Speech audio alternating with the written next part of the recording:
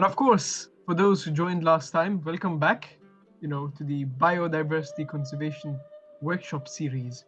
It's so wonderful to see familiar faces and of course many new ones joining today.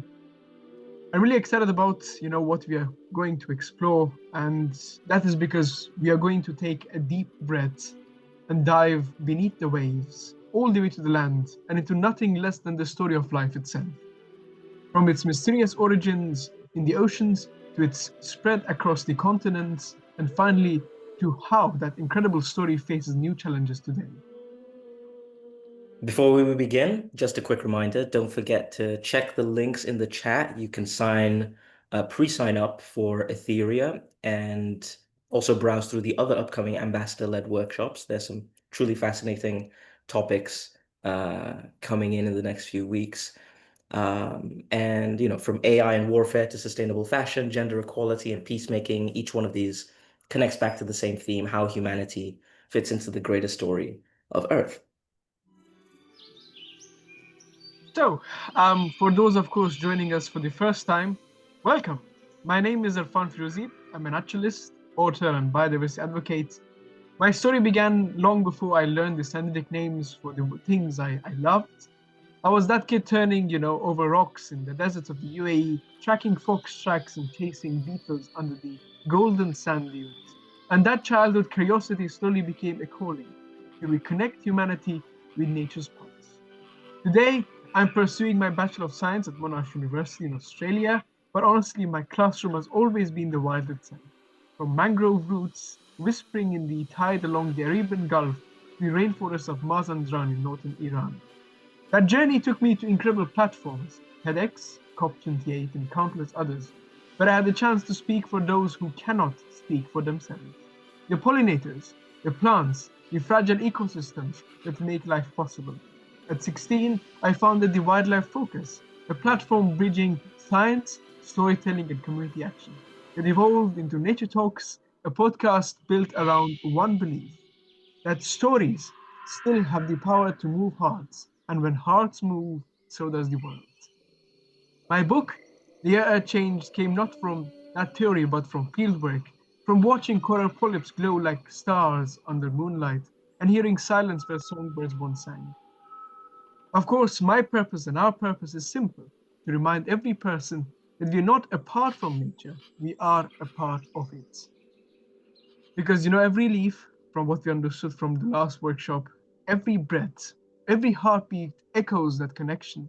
And if you can make someone fall in love with a single tree, they will fight to save the whole forest. And of course, beside me is someone who embodies the same spirit, a dear friend and a voice of the earth, and one of the most inspiring young minds I know. Luca. Thank you, Erfan. It's an honor to be here again. I'm Luca Berardi, a biodiversity advocate, Etherea animal welfare ambassador, and founder of YRH, Young Animal Rescue Heroes. Etherea is an innovative education platform that combines multiple fields and utilizes its knowledge to help youth ages 15 to 30 to change their lives and the world. I've spent more than a decade now working to protect endangered species and inspire youth action through conservation, music, and storytelling. I truly believe that every young person has a role in shaping the future of this planet. Amazing. And of course, over the next hour or so, we will be, going through a journey through deep time, tracing how life began in the oceans and ventured on into land, and eventually gave rise to the incredible biodiversity we know today. Together, we'll see that life story is one of resilience, adaptation, and connection, and that understanding it might be our greatest key to survival. Let's start at the very beginning. About 4.5 billion years ago, Earth was a newborn planet, still cooling from its fiery formation, bursting with molten rock that were outlined by vast volcanic chains that spat thick ash into the toxic sky. Meteorites constantly struck the surface, but amid all this chaos, something miraculous began to happen. The first oceans formed about 4.4 billion years ago, vast basins of water shimmering under stormy skies. In those oceans, chemical reactions began to occur that would forever change our planet's fate. For millions of years, lightning, heat, and minerals danced together in what was essentially a planetary scale laboratory. And somewhere, perhaps near hydrothermal vents deep in the ocean, where hot water rich in iron and sulfur bubbled up from the seafloor, the first organic cells were born. Those vents, by the way, are like underwater volcanoes, and scientists believe they might have provided just the right conditions for molecules to assemble into something self-replicating. That's how life might have begun, in darkness, in heat, and in complete isolation. From that point forward, every organism, from a bacterium to a whale, from a tree to you and me, can trace its lineage back to a single ancestor, the last universal common ancestor. Or Luca. It's humbling, isn't it, to think that somewhere in our DNA, we still carry the whispers of that ancient ocean chemistry. The same molecular instructions that began billions of years ago, still running in us today. Now, jump ahead to around 2.5 billion years ago. By this time, life was still microscopic, mostly bacteria floating in the deep oceans. But one lineage of bacteria, called cyanobacteria, did something revolutionary. Venturing closer to the surface, they learned to capture sunlight and turn it into energy through photosynthesis, releasing oxygen as waste. And this step changed everything. It really did. Before that, Earth's atmosphere had almost no oxygen. But as cyanobacteria spread across the oceans, they began to pump out oxygen over millions of years. It reacted with iron in the water, forming rust that settled onto the ocean floor, and that's why ancient rocks are streaked with red today. Eventually, though, that oxygen filled the atmosphere, turning the sky blue and paving the way for complex life. This event is called the Great Oxidation Event. Essentially, the planet's first climate transformation caused by life itself. It was also catastrophic. Many anaerobic organisms couldn't survive oxygen, but evolution thrives in change, as we learned from last workshops. And out of this crisis came a new world. Let's fast forward again to about 541 million years ago, the so-called Cambrian explosion. In what was a blink of geological time, roughly 20 million years or so, life diversified wildly. Suddenly, Earth's oceans teemed with strange new creatures, as you can see, trilobites with armored shells, worms with jaws, early fish with primitive backbones, and many of the animal groups that we now see in the fossil record started first appearing in this singular instant. And of course, one of my most favorite stories from this era comes from the fossil site in Canada called the Berardi Shale. It's a snapshot of that moment in time. Fossils of soft-bodied creatures preserved in exquisite detail. You can actually see, the eyes, the limbs, and even, the digestive tracts, which are really rare to find in soft-bodied organisms. And what's remarkable is how, creative evolution was during this time. It was as if nature was experimenting, trying out new body plans, shapes, and strategies for survival. And of course, many of those experiments vanished, but others became the ancestors of all major animal groups alive today. Again, we saw this throughout last, workshop, and it's evolution's first great bursts of innovation. Let's fast forward again a few hundred million years later, where two curious minds, Charles Darwin and Alfred Russel Wallace, noticed this extraordinary fact that unlike the dogmas accepted by many of their peers, these two that saw that species were not fixed but could change over time through a process called natural selection. Those better adapted to their environment survived, passed on their traits, and slowly over generations formed new species. And of course, modern genetics has confirmed this in stunning ways. Because, for example, did you know that humans share about 98% of their DNA with chimpanzees and roughly 60% with bananas? It is very wild indeed. And it means that every species, no matter how different, is part of one vast family tree, a single lineage branching and branching through time. When one branch falls, the balance shifts for all. And that's the essence of biodiversity, interconnection. Studying evolution isn't just about looking backwards. It's also a lens for understanding today's world. Every fossil, every strand of DNA acts as a sort of time capsule, showing us how species have adapted and how they've disappeared. And of course, when we look at past mass extinctions like we did last workshop, the ones caused by volcanic eruptions or, I don't know, ocean anoxia or sudden climate shifts, we notice patterns eerily similar to today. Rising CO2 levels, warming ocean acidification, and warming oceans generally. It's history repeating itself. Museums then aren't just about what's gone, they're archives of survival and of records that can help us protect what remains. So before we move to the next chapter, here's a quick reflection. Which moment in this evolutionary story do you think most changed the course of life on Earth? Is it A, photosynthesis, B, the Cambrian explosion, C, life's move onto land, and D, evolution of humans? Let's just wait a few minutes or moments to let you answer.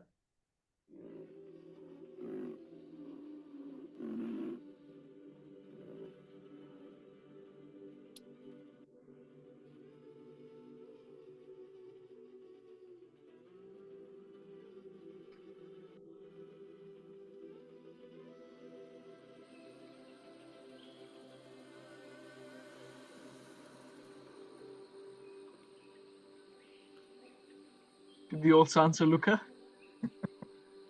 Yes. Perfect. My answer is submitted. Great.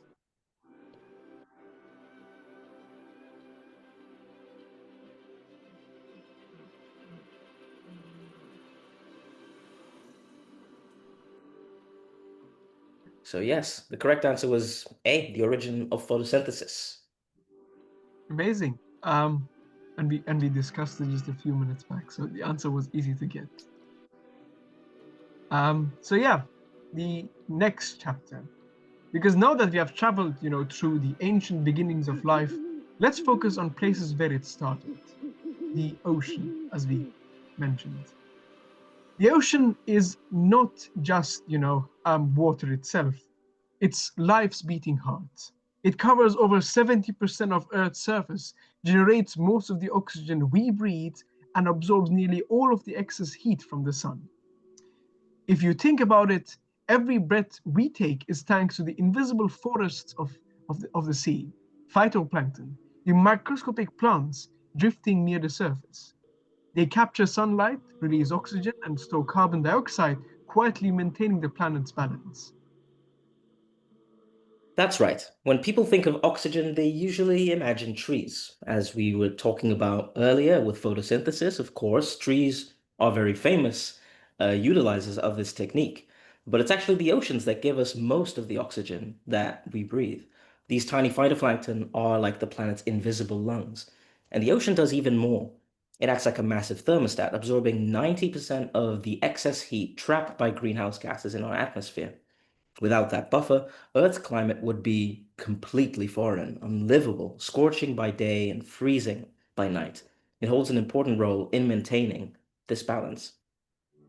And of course, they contain a huge amount of life. One of my favorite habitats is the oceans. What about you, Luca?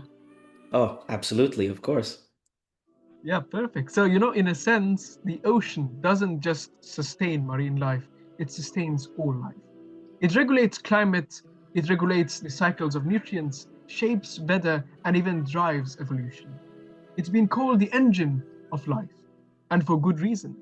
It's humbling to think that the very same waters that nurtured, the first cells billions of years ago still pulse with life today.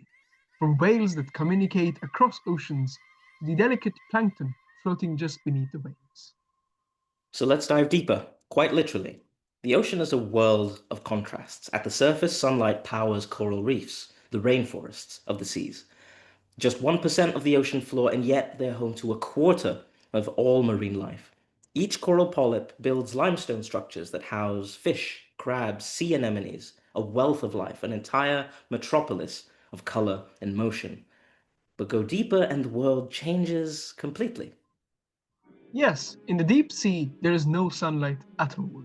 But life still thrives, feeding not on sunlight but a chemical energy from volcanic vents. Creatures there, giant tube worms, bioluminescent jellyfish, ghostly fish, live in eternal darkness, proving that life is endlessly adaptable. I mean, my favorite animals there are also bioluminescent. Mm. And of course, one of my favorite examples is the discovery of shrimps that actually live on the volcanic chimneys at 2,000 meters deep, surviving temperatures that would melt metal, and yet, forming communities that revive, the coral reefs in diversity. It's absolutely astounding. And it's not just about beauty, it's about survival. More than 500 million people depend on reefs for food, jobs, and coastal protection, of course. When a reef dies, an entire culture and livelihood can disappear with it. Exactly. And of course, I promise we're going to go on to land soon. So hold your breaths a bit longer. Mm. Because, it's not just a marine ecosystem, it's a human ecosystem too. But here is where the turning points change. The ocean, the same cradle that gave us life, is now under immense pressure. When we stand at the cliff or at the beach itself and we look at the oceans, they seem to be vast and endless. But in reality, the pressures that we have put on our planet is affecting it. The CO2 we pump into the atmosphere doesn't just vanish, much of it dissolves into the ocean that makes the water more acidic, dissolving the shells of plankton and corals. And then there is, of course, warming, rising temperatures. They bleach corals. It's been all over the news. The corals turn white, and driving, of course, fish to migrate, disrupting entire food chains. Overfishing adds yet another layer. About 90% of the world's fish stocks are already overexploited or at their very limits. That means fewer fish, smaller catches, and broken ecosystems. And then, of course, plastic. 8 million tons enter the ocean every year. I think everyone's seen those heartbreaking images: turtles tangled in nets, whales with stomachs full of plastic bags, seabirds feeding bottle caps to their chicks. Yep, it is devastating, to be honest. And when we look at it, the oceans are protected, but there's only accounts for up to 7%. The Great Barrier Reef, of course, when we look at it, is one of the most vivid examples. Once visible from space as a mosaic of color, it has now lost half its coral cover since 1995. You know, I remember, of course, as I mentioned last time, snorkeling a few years ago in the coral reefs of UAE and elsewhere. And sometimes when you see the colors fading, or seeing videos of the colors fading in like Australia and elsewhere, and the fish, they become thinner and just vanish, the silence is heavier. It's haunting. What we are witnessing is, of course, not just coral death, it's the unraveling of one of the most vital ecosystems on Earth. And that's the thing. The ocean's decline isn't just an environmental story, it's economic, cultural, and above all, deeply human. More than 3 billion people rely on the ocean for food. It provides nearly 20% of the world's animal protein. Fisheries support entire nations. So when marine systems collapse, it's not just fish and marine life that vanish, it's stability, it's jobs, it's nutrition. And when you turn observant, of course, you come to see that, over the many, many years, not only fish numbers have declined, but because we are removing so much fish in such a short time from the oceans, even their size has been, changed. The next couple of images showcases that change in sizes. And when we look at fish size, the bigger the fish, the more it can reproduce. Sometimes the smaller the fish, maybe it has not even reached sexual maturity as well. So this image Mhm. is then, and here we've got now.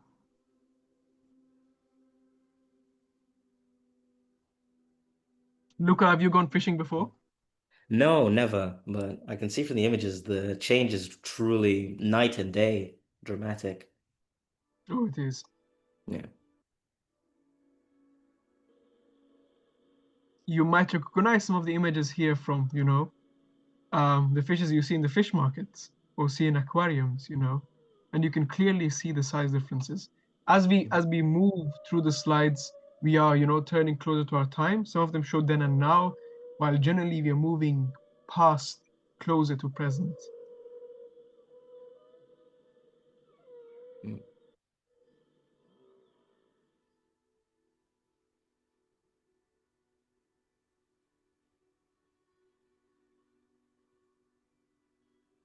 My goodness, giants. Yep.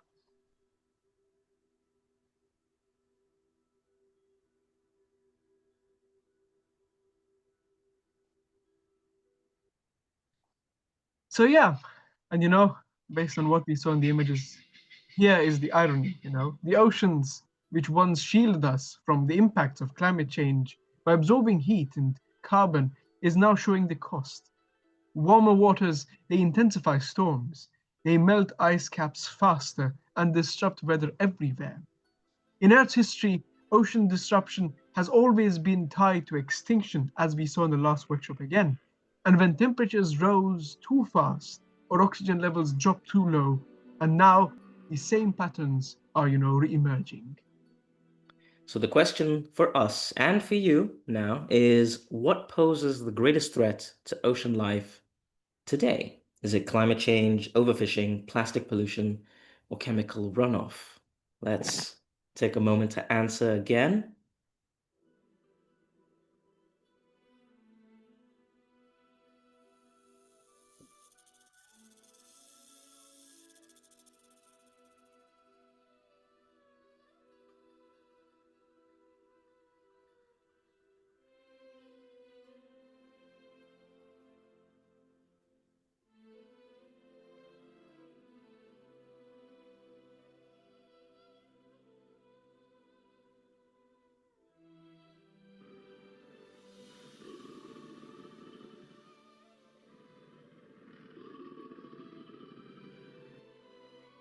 Perfect. I hope you all got the time to answer the question. Mm-hmm.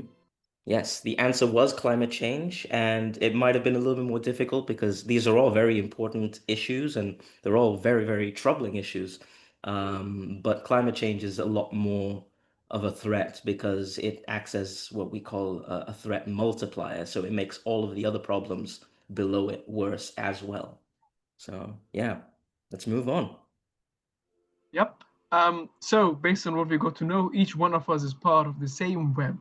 Human choices, it echoes even through the seas itself. And that's the perfect, sage, because from the oceans, life took its most daring step yet. It left the water behind. And of course, I thank you all for holding your breath this long. But the dive beneath the waves is over. So imagine this. It's about 470 million years ago. Earth is still alien. No trees, no animals on land, just bare rocks and shallow seas. I mean, like it sounds like our cities, to be honest. Um, but then something extraordinary begins. These tiny green plants, ancestors of moss, of course, they creep from the shore onto the damp rocks. Slowly, they spread, forming the first patches of greenery.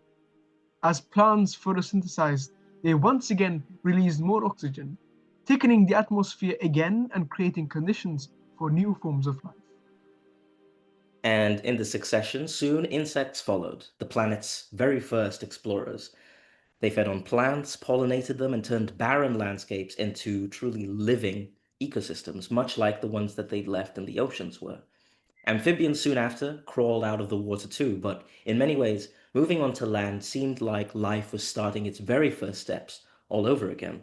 Species had to completely re engineer how, their means of locomotion, respiration, and even sight to keep track of wholly unfamiliar predators or capitalize on new food sources and ecological niches. It's amazing. From that move, the world we now know took shape. The first forests formed, soils developed, life colonized every corner, deserts, jungles, tundra, and the air. And that moment when life first walked on land is one of the greatest transitions in Earth's history. It turned our planet from blue to green. With plants and insects came complexity, and some of them were giants in their own right. Ferns were the absolute dominators of the plant world before seeds and fruits were even invented. Arthropleura, a centipede as long as a crocodile, and the largest known arthropod ever, or even Meganeura, a massive ancient dragonfly of the open habitats whose wingspan could reach almost a meter long. Yet complexity exists even in the space between these exciting organisms. pollination, decomposition, nutrient cycling, all the invisible interactions that make life self-sustaining. Insects quickly became the engineers of ecosystems. They recycled dead matter, aerated soil, and ensured plants reproduced. And they did it so efficiently that to this day they remain the backbone of all terrestrial biodiversity on the planet. And of course, our own crops. There's a fascinating detail here. During the Carboniferous period, oxygen levels were so high that dragonflies grew to wingspans of over 70 centimeters. Imagine seeing that in the air. It's a reminder of how Earth's chemistry and life constantly influence one another.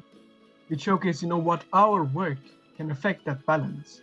And each adaptation, every wing or root or leaf itself, was a response to a changing environment. Evolution once again sculpted diversity through countless small miracles, even today. But of course, today, once again, those tiny engineers are in danger. We are living through what scientists call the insect apocalypse, and of course, the sixth mass extinction that we discussed last time. But why do we say the insect apocalypse itself? That is because studies show that around 40% of insect species are declining. A landmark 2019 study found a 75% drop in flying insects in parts of Europe over just 30 years. And I mean, like, we have noticed it too, same like the fishes. When I was small, when perhaps even Luca was small, we used to go in the highway driving with our parents with the cars. There used to be a lot of insects splatter on the windows. That does not happen anymore. And that's terrifying, to be honest. And when insects vanish, the effects ripple out through everything. They pollinate 75% of the world's crops, as Erfan said, meaning food production, forests, and entire ecosystems depend on them. This is our century's silent spring. Rachel Carson once warned that a world without insects would be silent, and now we're hearing that silence grow. So it's not just about, bees or butterflies. That's what people call pollinators. But it's about balance. It's about every insect group, about every life that exists. Because as we mentioned before, without insects, soil collapses, birds starve, and agriculture falters. I'm in contact with a field study here in Australia, and I was just, notified yesterday that this season has been dry. Insects that we used to find in abundance are now lower. Although the birds are fine, we don't know about the future consequences. So protecting them means protecting ourselves. And this brings us to the connection between nature and human civilization, of course. Every civilization, every invention, every cure we've ever discovered, all of it traces back to biodiversity. Absolutely. We mentioned just about agriculture. It depends on fertile soil, water cycles, and pollination. Our technology has not still been able to bend that balance. And all sustained by diverse life. Even our medicine cabinet owes its existence to nature. About 25% of modern medicines come from natural sources or have been, obtained from natural sources anyways. In fact, the global economy is built on ecosystem services, worth an estimate $44 trillion yearly. That means, of course, more than half of the world's GDP, as we mentioned last time too. So when we talk about protecting biodiversity, again, we're not just talking about saving animals or plants, we're talking about safeguarding the very foundation of our civilization. So, the lessons are clear. The web of life that began in the oceans still holds us today. Break it, and we break ourselves. So before we step into our next chapter, biodiversity runs wild. Think about this. Which group's decline would impact humans most directly? Is it insects, birds, amphibians, or mammals? All right, let's all take a moment to answer that one.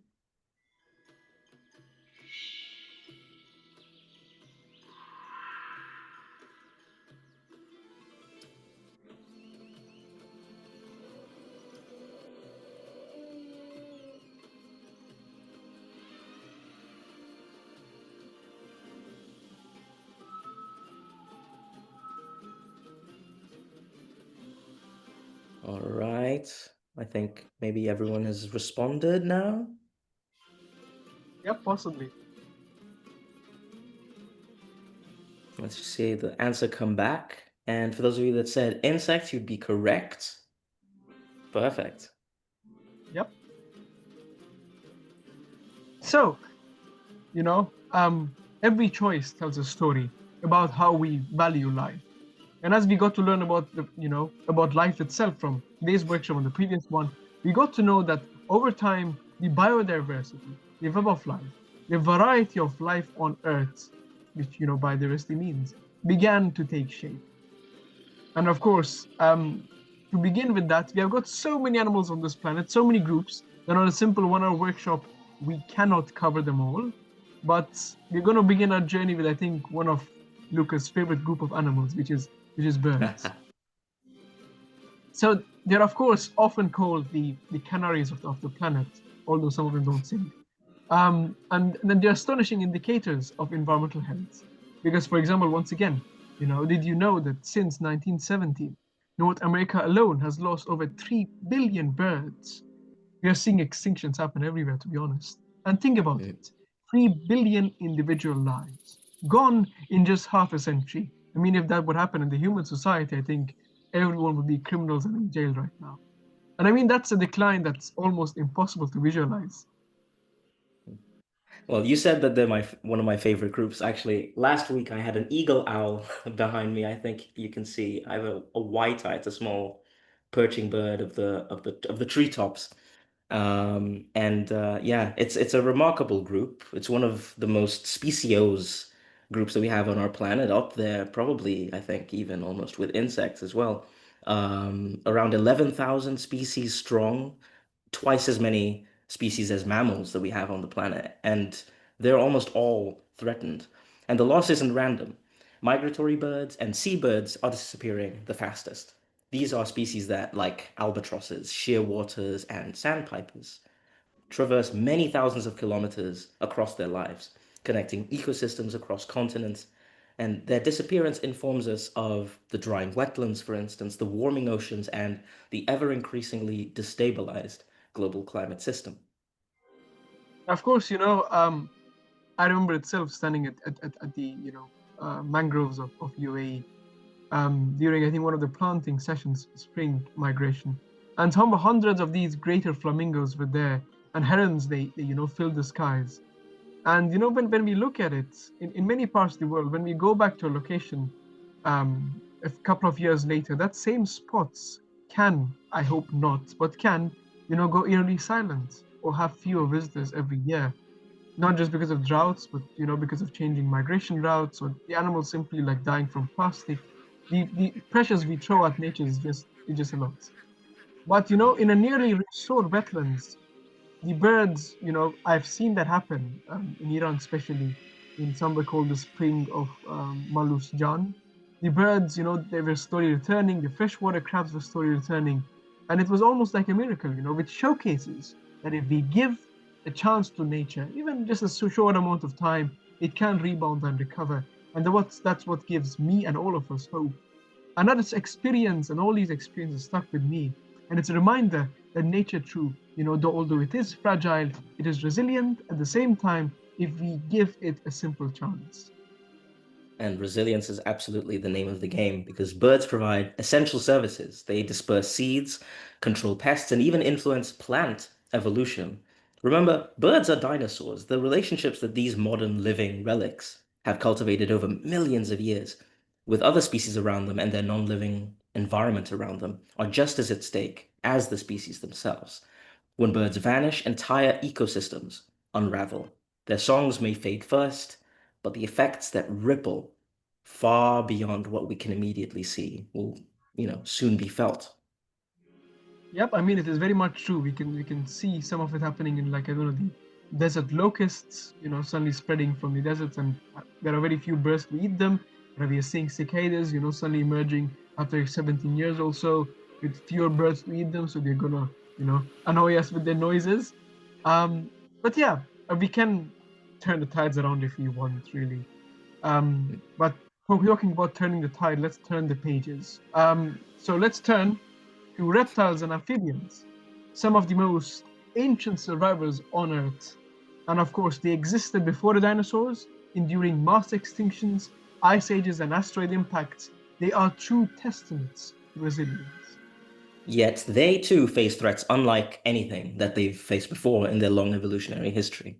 Habitat destruction, pollution, climate change, and the infamous chytrid fungus are decimating populations. This single fungus has driven over 90 frogs, that 90 frog species to extinction in just 50 years. Think about that, a tiny microorganism wiping out life forms that existed for millions of years. Yep, and I mean, like, amphibians are also like, if they exist in an environment, you can tell if the environment is healthy or not. Because I remember I once visited the wetland restoration project in northern Iran, I believe, and the marsh frogs there had disappeared for over a decade due to pollution. And watching, the first few return was breathtaking. They're croaks once again, and what a coincidence! You can see here croaks in the background as well.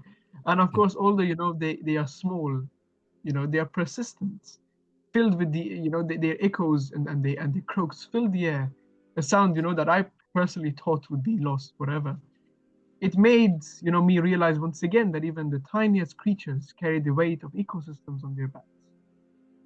And these species are critical. Amphibians act as pest controllers, reptiles maintain balance in food webs, and both are sensitive, as we said, indicators of environmental change. Their decline is a warning bell that we simply cannot ignore.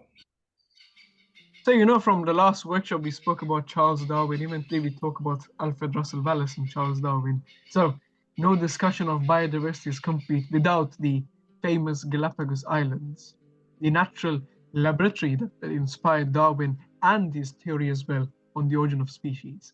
And these islands hold unique species found nowhere else.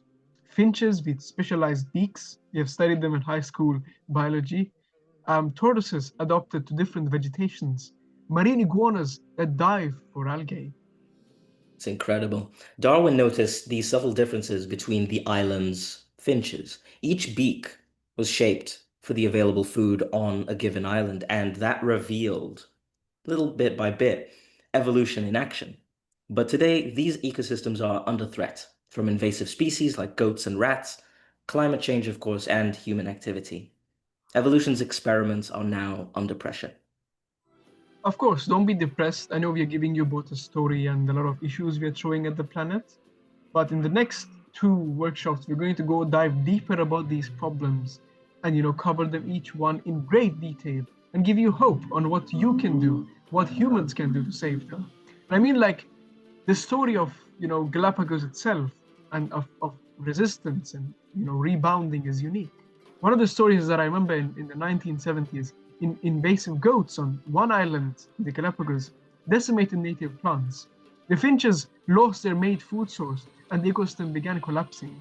Conservationists, me, they intervened, removing the goats and restoring plants, and slowly finches adopted once again and populations rebounded. It is a living example of how human action can either destroy or restore balance, and we can see that throughout the world. And this is as good a reminder that biodiversity doesn't exist just way back. We've gone through how many billions of years of evolution on this planet, but it's a dynamic, ongoing process that is constantly unfolding, and one that needs our stewardship more than ever. Now I think we can head off to the veins of the planet, the freshwater systems. Rivers, lakes, wetlands are the veins of the planet. They cover a fraction of the surface, but sustain a massive proportion of life. Since 1970s though, 83% of freshwater species have declined, making these ecosystems among the most threatened on Earth. Pollution, damming, overuse, and habitat loss have suffocated rivers and lakes. Many species are disappearing before we even have the chance to discover them. And when freshwater ecosystems collapse, people lose clean water, people lose food, and people lose livelihoods alongside remarkable wildlife. Of course, during a few of the joint fieldworks that I was a part of along the Mazandran wetlands, I watched migratory birds return after careful restoration efforts. Once again, those ecosystems turned back to be Ramsar, provinces. And walking among reeds and in shallow waters, hearing their calls, we come to realize that humans have the power to reverse these declines if we act intentionally and if we join our hands together. Because these ecosystems are fragile, but at the same time, remarkably responsive to protection. Yeah. Forests, of course, are important in planting trees, but freshwater ecosystems are almost unheard of, but they're really important climate regulators and carbon sinks. Their health directly affects oceans, weather patterns, and the balance of life itself. Protecting them is essential. And I mean, yeah, it is very much true. They're also like, in possession of a lot of invasive species. And we are losing those big giants across the world, such as the red-tailed catfish and so on. But yeah, let's turn the pages around once again. And this time, turn to the hidden heroes of biodiversity, fungi and small mammals. Fungi are, of course, unsung heroes and engineers. They are breaking down dead material, recycling nutrients, and even connecting plant roots through, the mycorrhizal networks. Without them, forests collapse. And mammals like bats, rodents, and small carnivores, are keystone species. Bats pollinate flowers, they spread seeds, they control insect populations. Rodents, of course, one of the most vast families in the mammal group, they'd have the nice role of dispersing seeds. Yet conservation tends to focus on charismatic megafauna like elephants and tigers, and often neglects these very crucial species that you don't hear about. Yep, and conservation itself and action must be based on all life on Earth. Think of it like this: ecosystems are an orchestra. The spotlight often shines on the violins, but without the percussion, brass, the symphony falls apart. These hidden species are the percussion keeping rhythm in nature's orchestra.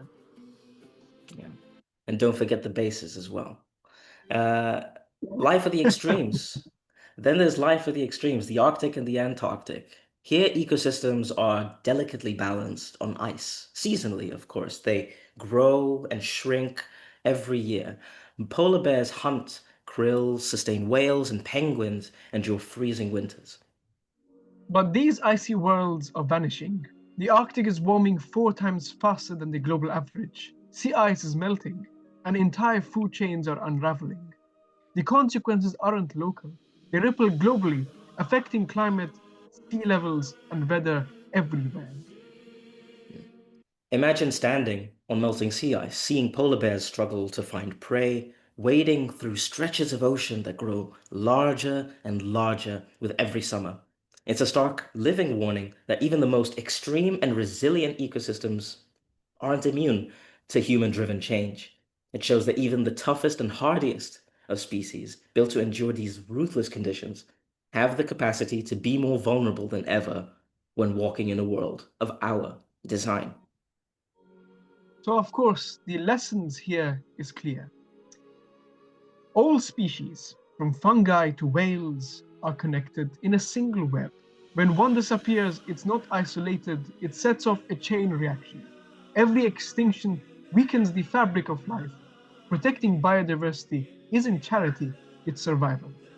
Humans are part of the web, and our actions echo through it. Think of every conservation effort as a stitch in a tapestry. Plant a tree, restore a wetland, protect a reef. Each action strengthens the web. Each inaction weakens it. And of course, evolution didn't create life to fail, it created resilience, interdependence, and innovation. But for it to continue in the foreseeable future, life on Earth relies on us to act wisely. Okay. So this is now we've come to the part of the presentation. Erfan, would you like to do the honors? Sure. We have come to the natural history art of the presentation, where, hopefully we are going to inspire you to be more observant of the world around you, and take this, talent which you're going to learn and skill you're going to learn today to observe animals in their natural habitats and use your illustrations as a journal. So today, we are going to draw an axolotl. Um, so yeah, if you don't have a pen and paper, get it all on now, and we can start with step one. And I Yeah. can give you like 1 minute perhaps to do step one. What do you think, Luca? Yeah, let's do it. I think Perfect. that works.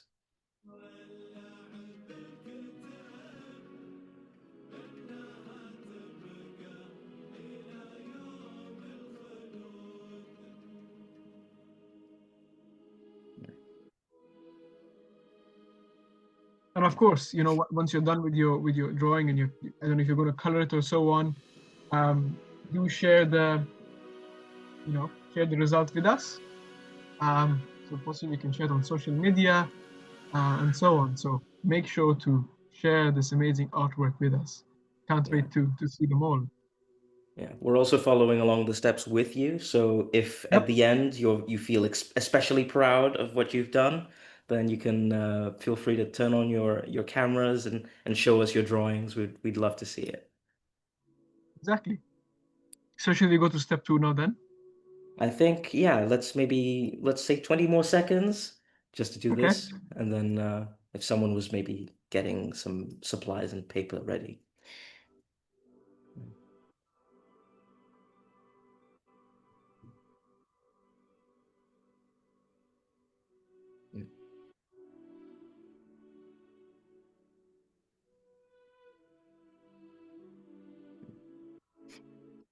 Axolotls are very, very interesting species. Maybe we should actually say why we chose this species in particular, don't you think, Irfan?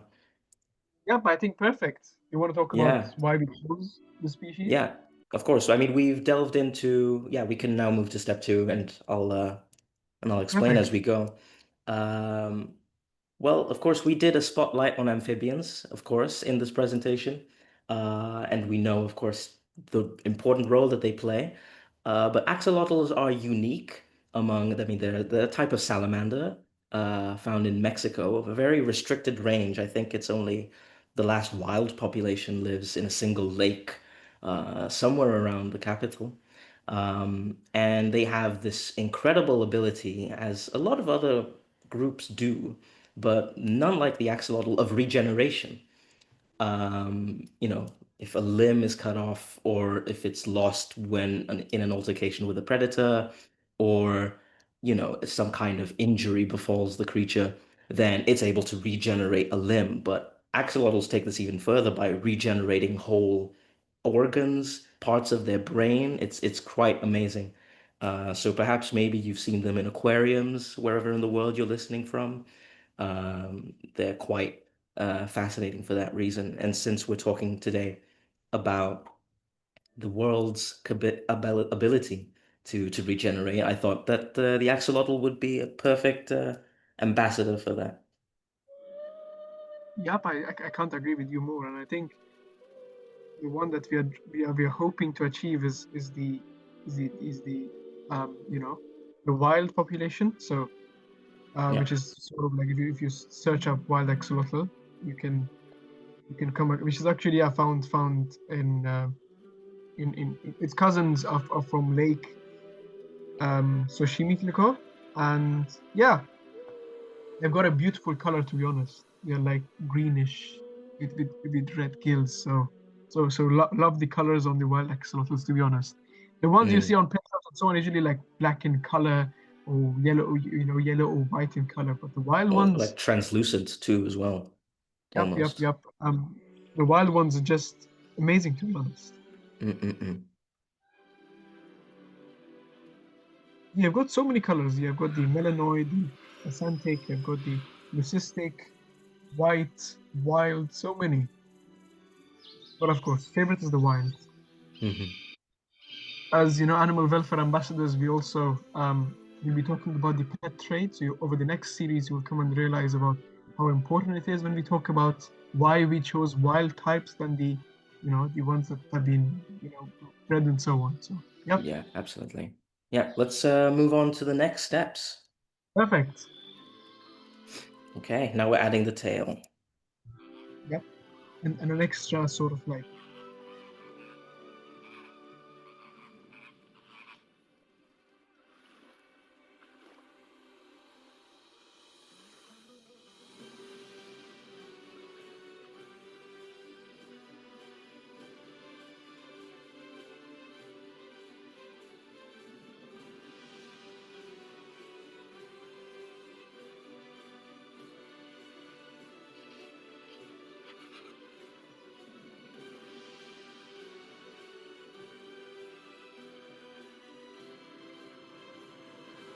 And I hope you all are drawing it with the pencil, not a pen, because at the end you have to draw all these lines. Most of it we are drawing to make sure it doesn't look robotic.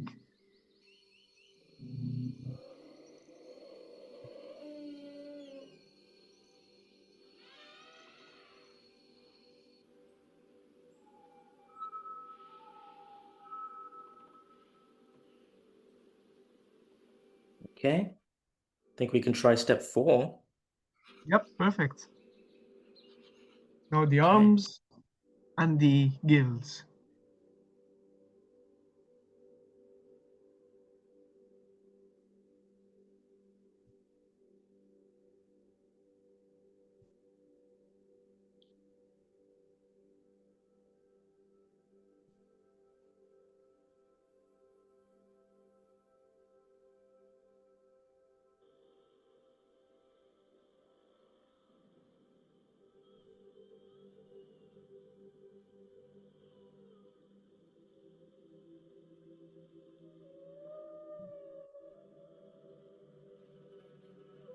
I Just a used to few have this lines. activity in my online classes when I held it in COVID, and I never joined them in drawing it. And now I realize how hard it was.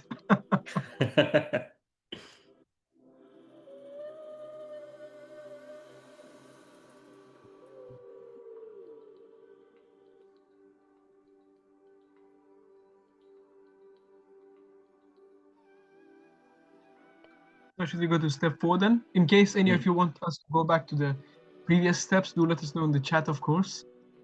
But then yeah. Oh, step 5 is a good one. Yeah. So now it's really starting to take shape. Yep.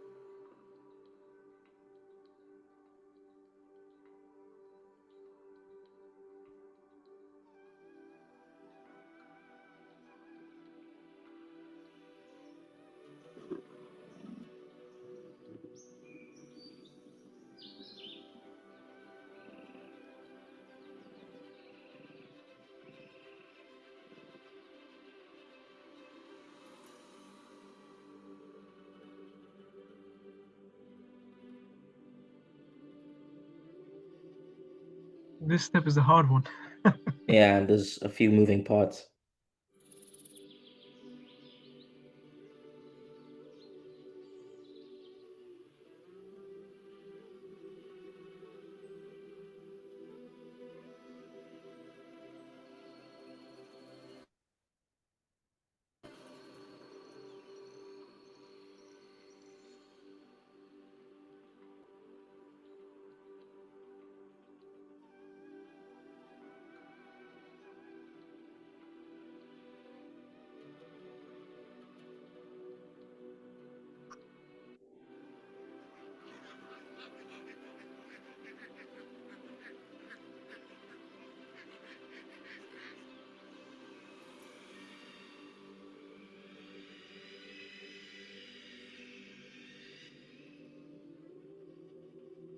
In your field work, is there any amphibian encounter that's really stuck with you, Erfan?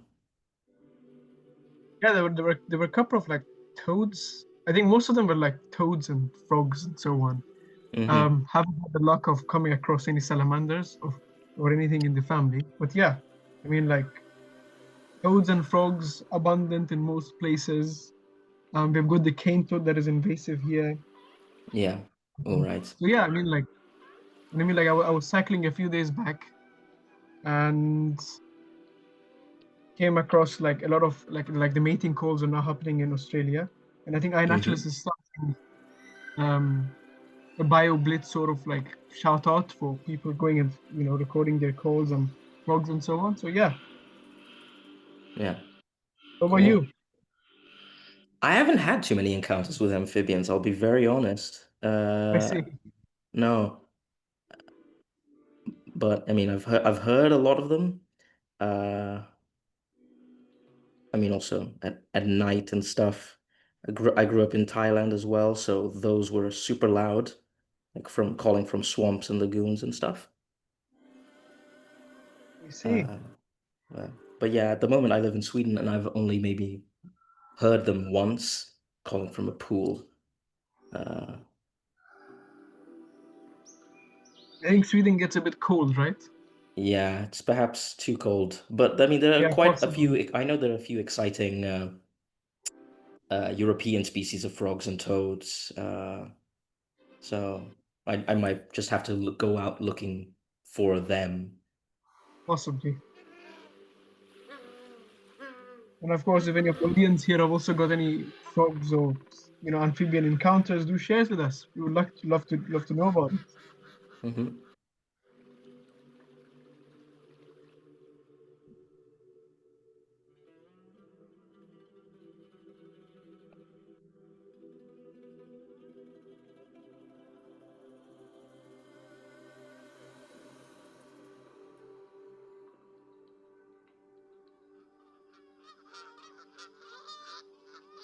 Okay. Perfect. Should we go to the next step then? Yeah, I'm just finishing up the little frills on their. What are they Uh, called? These little I think they appendages. call gills. These appendages are called gills because some of the salamanders, like when they're small, they have got this, Oh but the yeah, of axolotl course. doesn't come out from it. Yeah. But I think also the axolotl is unique, right? Because it has both lungs and gills. Or am I Yep, making that up? Okay, don't trust me, but I think it might be. possibly. Yeah, but most like salamanders look like axolotls when they're young, Yeah. and then same like frogs or tadpoles, they just like get off out soon enough.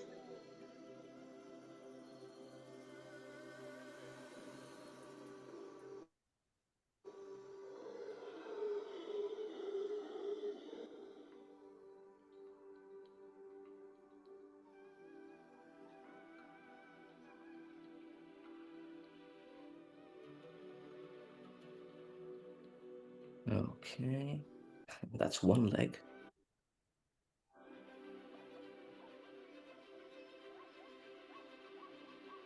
Yep, the legs are fairly easier than the face itself. The face was a bit of a challenge. Yeah.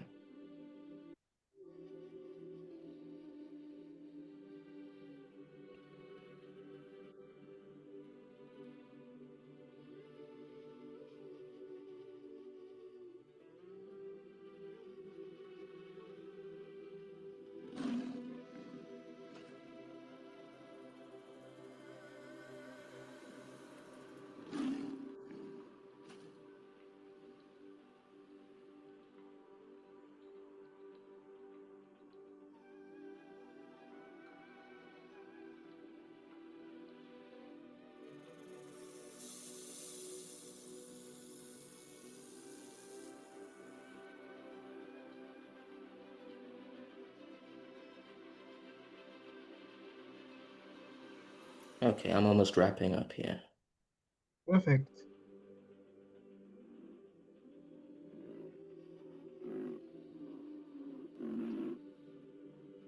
Yep, the next step is also up in case those are fast. I mean, it's just like the body itself, so not much. Yep. We are done with the hard part, so congratulations.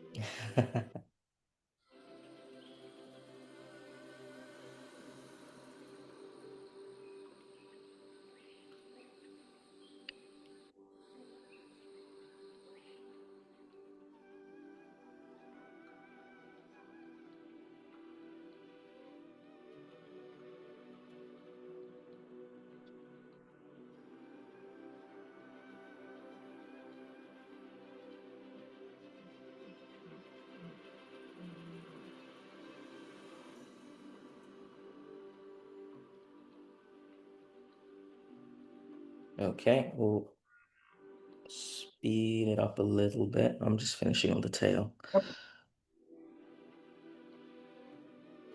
And this is the final step. So removing all your sketch on your sketches and outlines.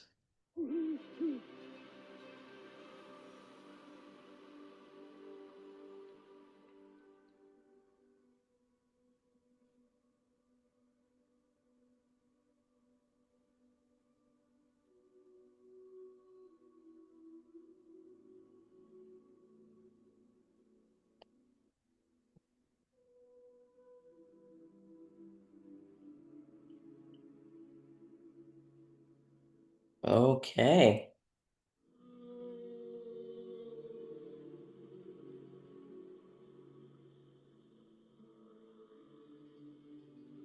How's it going for you?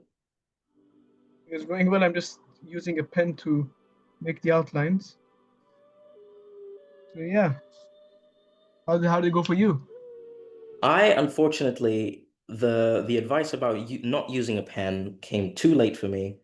So I had to commit. So I had to make as many of the lines a lot more dark I see. than they usually would be. Um, Perfect. but So I'll for just those who want to have a taste of um a taste of sort of like the scientific name, you can just write it as axolotl. Scientific name is um Biostoma mexicanum. There we go. yeah. I think before we just wrap up, we can just show our artwork to the audience as well as mine. Wait, it's Yep, try bring it a little bit closer to the camera. there we go. I think Oh that's wait, it. no, I think because of your background, it's oh there it is. There we Yeah, go. there. Yeah. Like if it's visible, I don't know what the optimum distance is. I think I might have to turn.